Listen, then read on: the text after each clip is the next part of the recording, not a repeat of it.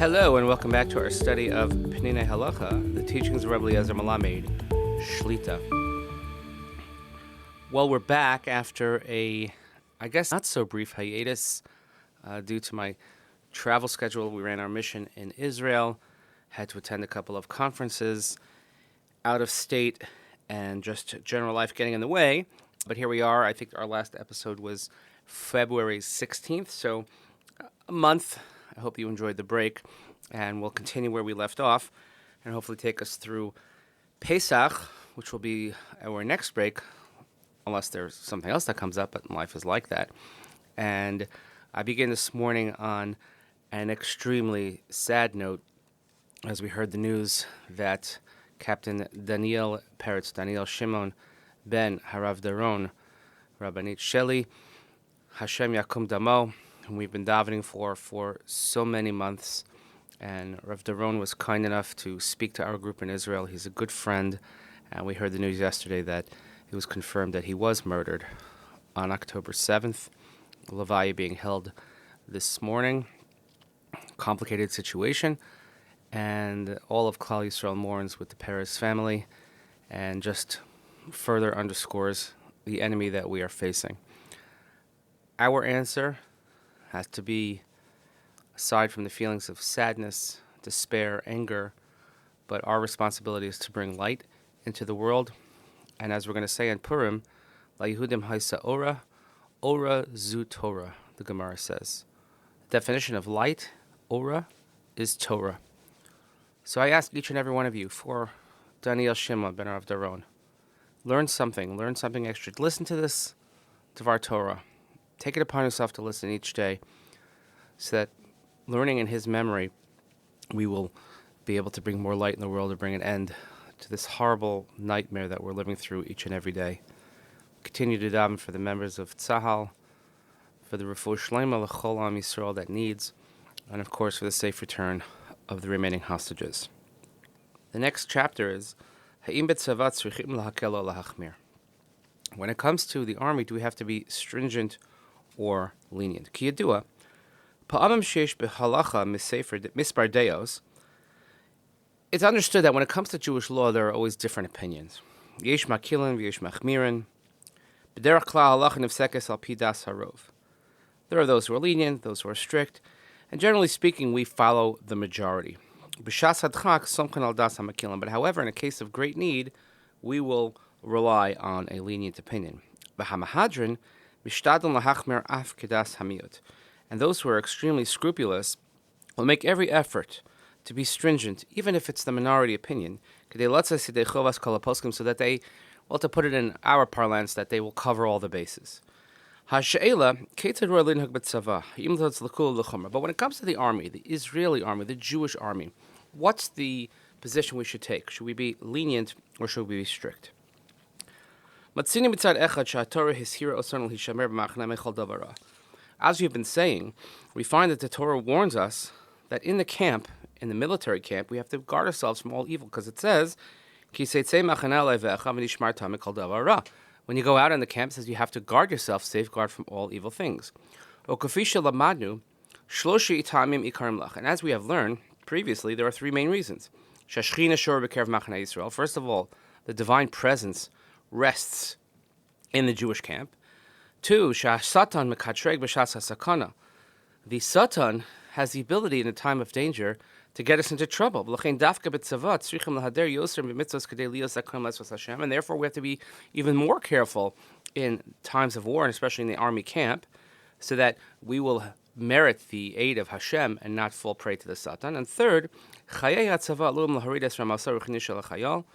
army life, military life, can bring down the spiritual level of a soldier who connects and by observing mitzvos, it can help elevate his spiritual level when he might find weakness during those times. Umineged, on the other hand,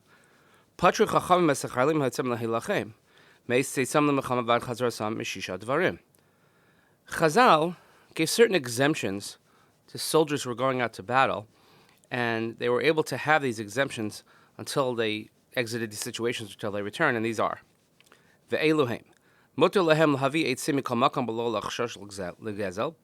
They could bring wood from anywhere they wanted, and it wasn't any question of stealing. If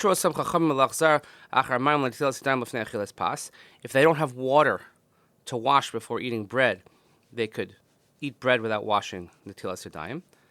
Hetiru lehem lechol peros demai, hainu peros shachacham mchayv la'asor misafek, v'machaneh patros zachalim mehachiv.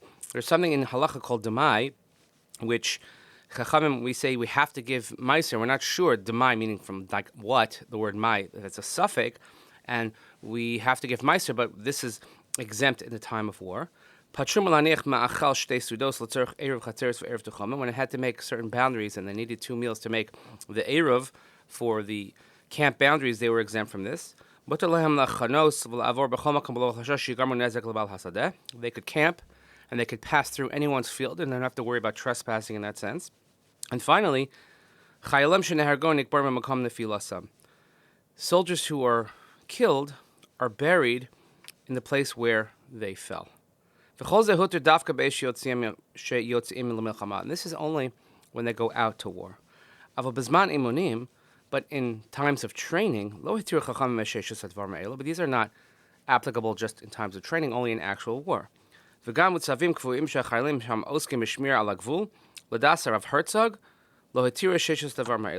Herzog, the chief rabbi of Israel, first chief rabbi of Israel, he paskin in Heichel Yitzchak that even when they are just doing regular patrol, not considered a time of war, these 6 things were not permissible. So we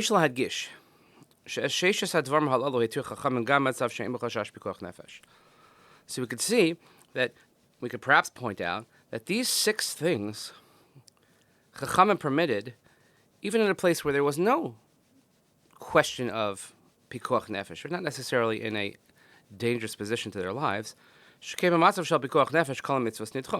obviously if it was a case of pikuach nefesh, then all the mitzvahs fall away.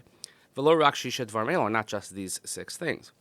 Ella sheroch chachamim shemachayim yitztarchu lahakpid al sheshes hadvarim b'tnai hashetach hakashim tigrem lahem achbada gedola.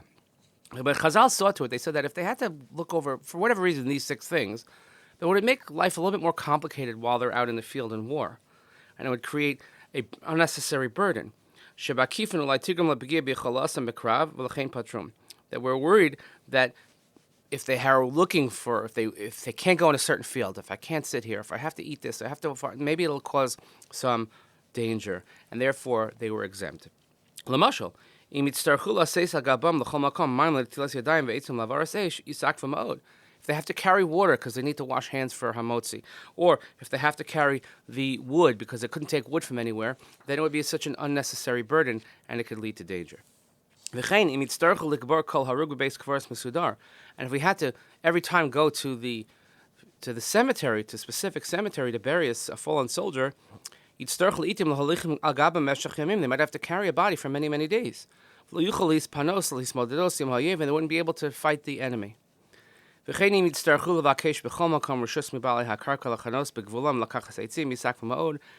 they had to ask permission every time they needed to set camp somewhere, they need to get wood, if they had to speak, it would be a tremendous hindrance. So therefore, Chazal, they abrogated these laws and they said, you don't have to ask permission, you could take the wood, etc. And it was for the betterment of the soldiers. But we have to point out, that nowadays, nowadays these really don't apply and we're not lenient.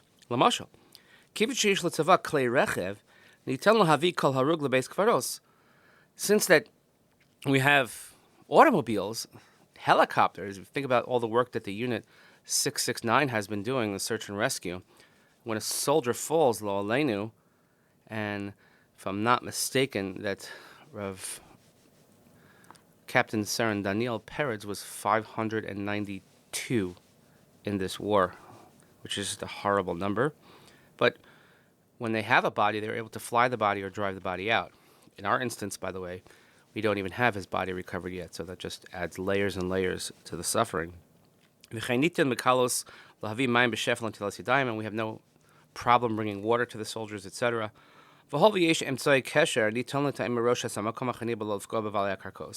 And since we have communication systems, so they know where they're going to camp, etc., and they can figure these things out without having to violate anyone's property, certainly without their knowledge. Mikol makom, lamadnu me'yasodos halal ikaron. But nevertheless, we learn a very important lesson here. Mitzad echad, b'dvarim she'alulim la'akev l'shabesh hapilas ha'mechamatayis yish lishmoch al das ha'mekilim. If there is something that's going to hinder success in war, then we're able to be makel, we could be lenient at times. As our rabbis sought to do in these 6 areas, those 6 specific examples, as we mentioned. Meidach, on the other hand, if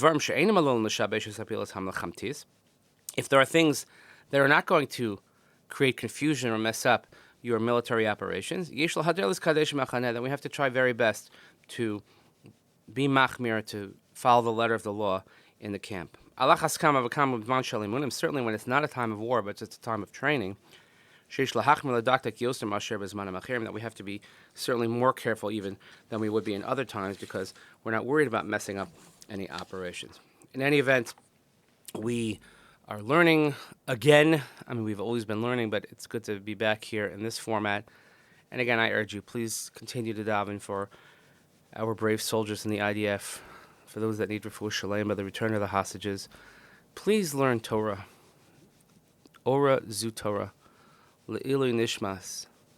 Seren Daniel Shimon ben Harav Daron. Hashem Yakum Damo. And may we only share good news going forward as we approach Chag Purim, this year's Purim, which is feeling not so Purimish, but we have to do what we have to do. Thanks again for listening. We'll see you here next time. Have a great day.